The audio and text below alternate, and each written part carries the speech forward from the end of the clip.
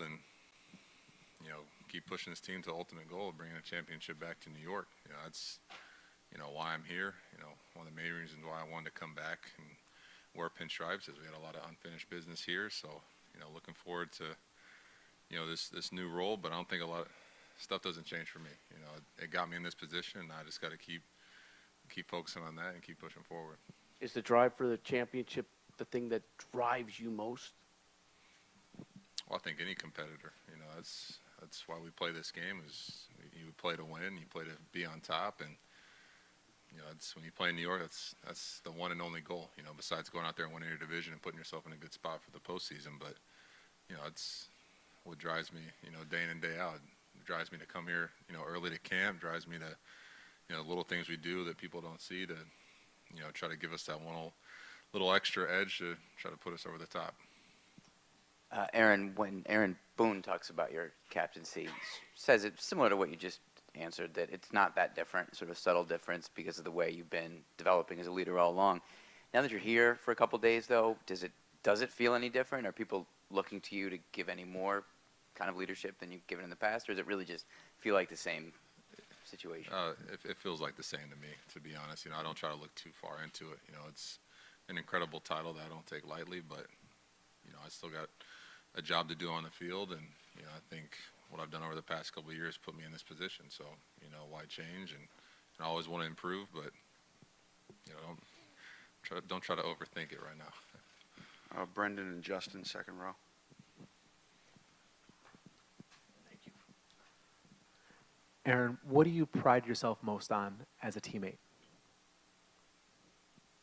Just being there for everybody. I think that's the most important thing, especially when we're playing 162 games and, the daily grind that we deal with, the grind we deal with on the field, the stuff that people deal with away from the field, just like every other, person in this world. I think, for me, it's just about being an accountable teammate that, I'm there for you on the good days, I'm there for you on the bad days, and that's really what I want to get remembered for, is being somebody that, they could come to if it's a problem they got on the field, a problem they got off the field. I'm there to, be there to support you and, help you through it. Aaron, after a historic year last season, what do you think is a realistic expectation for individual stats? Ooh. I don't know. We'll see. I got some goals written down, but,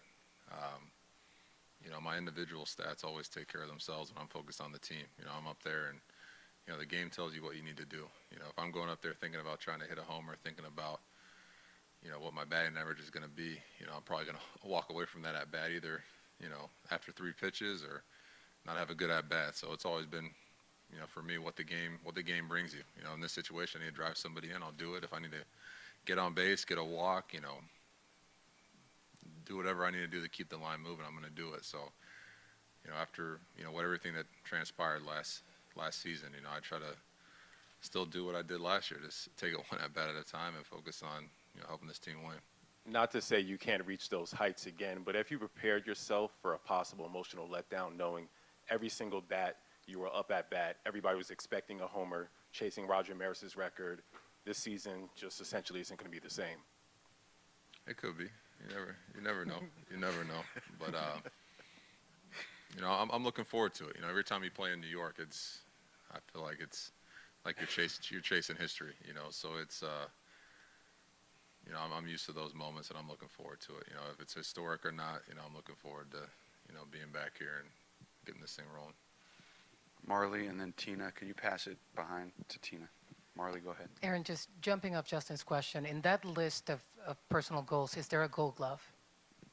Oh, there's always been a gold glove on there. If we've fallen short the past couple of years, but that's something I always, try to value myself as being a top defender, because I know what the pitchers are doing on a daily basis, grinding out those at-bats, and, I want to be there to, help them out, make the plays I can, and, I never want to be a liability on defense. So,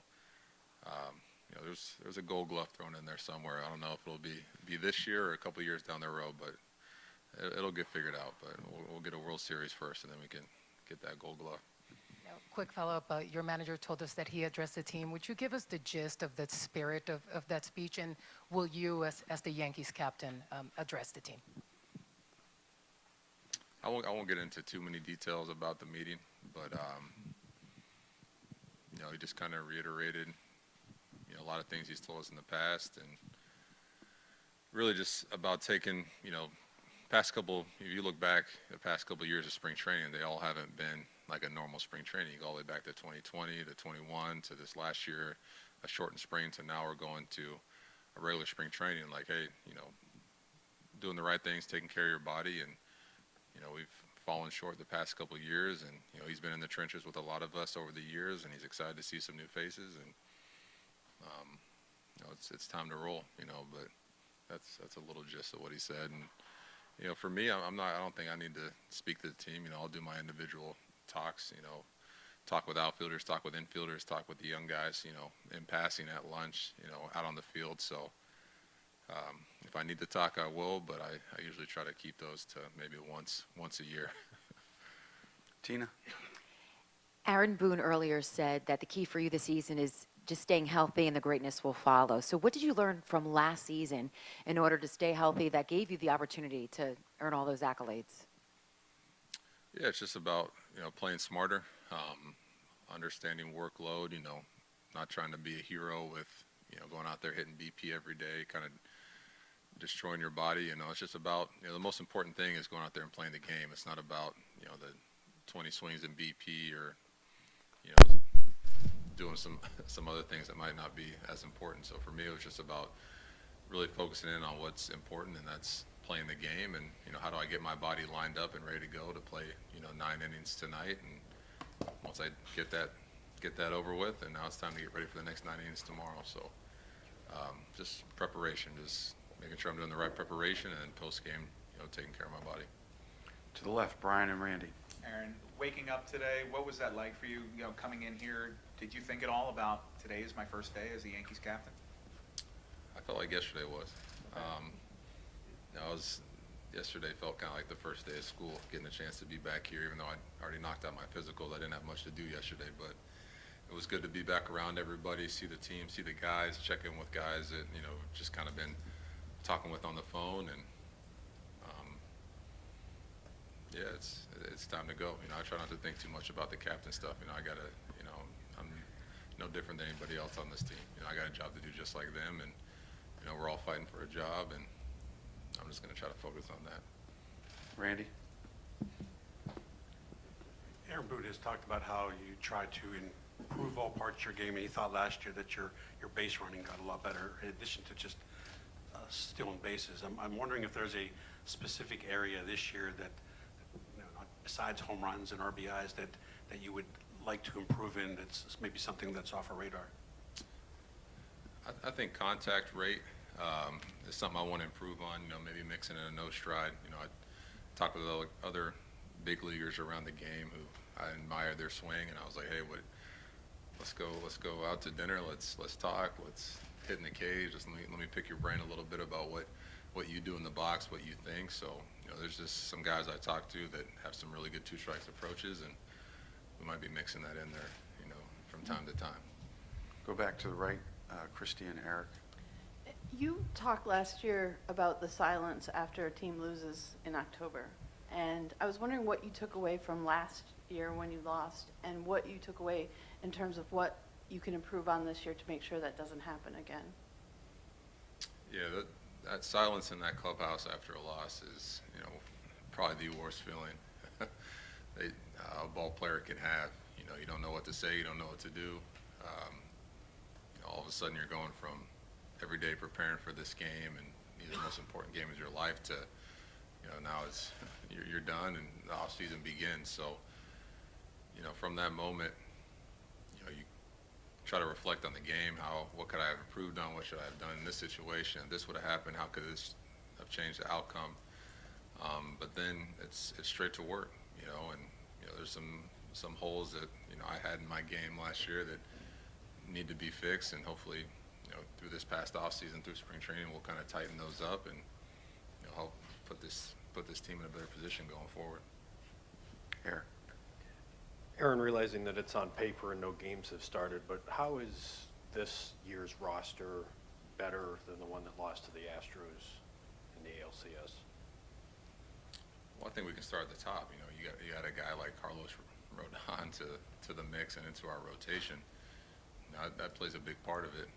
You know, I think pitching and defense, you know, wins you ball games down the stretch, and you know, having a balanced lineup. And you know, I think with a lot of young guys we have coming up, you know, fighting for shortstop, fighting for left field, you know, there's, you know, quite a few opportunities for some guys with, you know, great bat to ball skills, great defensive skills, and then you add in, you know, the rotation we have. I think, you know, we're going to be in a good position moving forward. But like you said, we haven't played any games yet, so I think we'll see what we got down the road. Going left again, Pete, and then Bob. Aaron, just a live BP, but what was your first sense of the pitch clock today, and do you think that'll be much of an adjustment this spring? Oh man, I completely forgot about it until about 3 pitches in, and then I had to kind of check myself because I was getting into the box around 8 or 9 seconds, and that'd be strike 1, strike 2, strike 3 on me. So, you know, I think, you know, once we play a couple games, get a couple at bats, and just get used to it, I think the game's going to flow right through. You know, I had a chance to talk with quite a few guys that were in AAA and in the minor leagues, you know, last year. That, you know, hey, how did it affect the games? How were your at bats? Were the pitchers doing anything that kind of messed with you? Because I know they're probably scheming up some things on how to, you know, get a couple strikes or, you know, kind of mess with your timing a little bit. But no, we're going to be ready. You know, that's what we got spring training for. Work through the kinks now, so then when the regular season starts, we'll be fine. So, Bob. Aaron, going back to a previous question about what it was like down the stretch for you at bat to at bat, the spectacle of the entire ballpark going quiet, everybody on their feet. What kind of weight was that psychologically? I mean, do you think there's ever going to be a normal Aaron Judge at bat anymore at Yankee Stadium? Is it always going to be like the way it was down the stretch? oh, I think March 31st, I think it'll be normal. You know, packed house, just like it is every other game. You know, it's. But I'm talking about everyone on their feet expecting you to hit a home run the way it was in the last 2 weeks or so, last September. Do you welcome that? I mean, if that's your future, I mean, is that something you would like to go back to normal if there is such a thing? Well, I think normal changes throughout your life and throughout your career. So, you know, I think this might be the new normal. You never know, and you know, I got to embrace that. And you know, I love it. You know, getting a chance to play in front of a packed house at Yankee Stadium, and you know, have that type of love and appreciation from fans, man. It's, you know, I'm in a blessed position. You know, so even though it was a little different, you know, leading off the game, and you know, the whole stadium's quiet. That was tough at times, but you get used to it. So, you know, I'm used to it. I love it, and you got to embrace that spotlight. Back to the right, Chris and Greg. When you've had a teammate in the past who's struggling on the field and you see it's been wearing on them, what do you usually do to help? I think the biggest thing is just talk them through it. You know, talk and tell them that, you know, I've been in your shoes, I've been in your spot, and you know, just kind of go back on some of my past experiences. If it's, you know, if they're struggling on the field, they're getting booed, this and that is happening. It's like, hey, I've been booed plenty of times. It's just noise. You know, kind of bounce back from it. So I think, you know, like I spoke about earlier, just trying to be accountable, be there for your teammates. You know, if you're just, you know, if I kind of just give them a pat on the back and keep it moving, you know, I'm not really supporting them too well. So I just try to, you know, stick with them, ask him questions, get his mind off it, and you know, do what I can as a teammate. You know, each situation is different, though. You gotta. That's why it's so important to get to know your teammates, get to know your people, because some guys, you know, want the pat on the back and a little talk, and that gets them right. Or some people need you to kind of get into them a little bit, and that gets them where they need to be. So, you know, each situation is different, but I think just the most important thing is being there for them. Greg. Aaron, how much time, once the season did end last year, how much time did you allow yourself to kind of soak in the whole chase for 62 and what that was like before you kind of flipped the page to this year? I think a day or two. You know, you kind of soak it in. You know, for me, when I was reviewing the season, reviewing my swing, you know, stuff I need to improve on, you kind of soak it in when you look back on some of the moments that happened. You're like, wow, I can't believe, you know, that game happened or this situation happened. But you know, you gotta. For me, it's easy to turn the page because, you know, by the time we got kicked out of the postseason, you know, there's teams that are already, you know, a couple weeks in that are off season and, you know, already turned the page and already making improvements. So, I can't sit back and just be like, well, I did X, Y, and Z. I got to keep moving forward, acknowledge it, appreciate it, but understand we still got a long way to go, and, there's still work that needs to be done. Steve in the middle. Hey, Aaron, considering all the pressure you had last year, do you feel like this year will be even less pressure, like it'll be more of a cakewalk? Oh, it's never a cakewalk in the Bronx, that's for sure, but it's going to be, there's going to be challenges. You never know what those challenges are going to be. If it's, yeah, I could sit here and list off a whole bunch of different things that, type of adversity that we face throughout the season, but you got to embrace those challenges, embrace that adversity, and just face it head on, and I know last year it was fun, chasing history and having those moments and having the talks with you guys. I feel like every single night about what's going on, but no, I'm looking forward to it. No matter what happens, it's not going to be easy, but you got to love it. Joel to the right. Aaron, a very early question suggested maybe you wouldn't have as good a season. Maybe you had a good season, you wouldn't have as good a season this year as last year, which was historic. And I think you said, well, you never know. Do you think you're going to hit 62 or more home runs this year? We'll see. We'll see. I don't really like putting a number on it. I just kind of like going out there and trying to control what I can control, but you never know what could happen. So we'll see about 62. Take a couple more. Andy, did you have a question? Okay. You mentioned the championship goal a number of times, obviously. As the years go on and that hasn't been fulfilled yet, does that start to become more challenging or bother you more or bother the group more with each one, or are they just sort of each equally, their own kind of difficult, or is it getting harder as that goal has not yet been achieved? Oh, it bothers me. I think it bothers the group as well.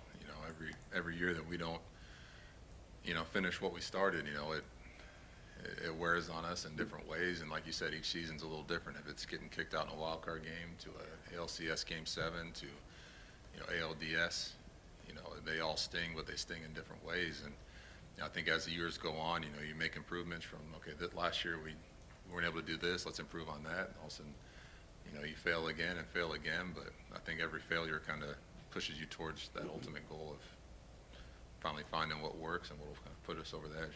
Is that sense of impatience, do you think, generally a positive or a negative for a group, team trying to achieve that goal? Like, is that an added pressure that can, be a negative, or is it something that can drive a group toward that goal? I think it's a positive because there's a lot of unknown.